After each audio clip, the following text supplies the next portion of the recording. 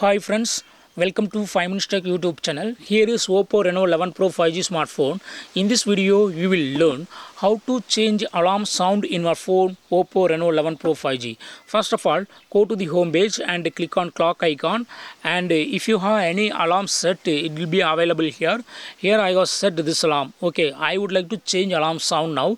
Click on the alarm, click over the alarm and click on ringtone here, and here you can change the alarm sound. Okay, click on classic themes, and here alarm sound playtime selected. If you'd like to select other one, select anyone and just go back. That will be set as alarm tone.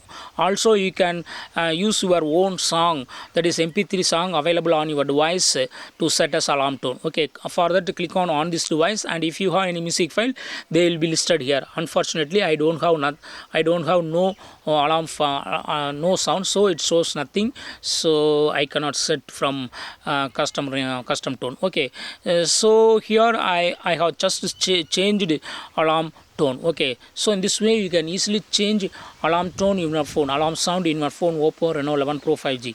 That's all friends, thanks for watching, bye.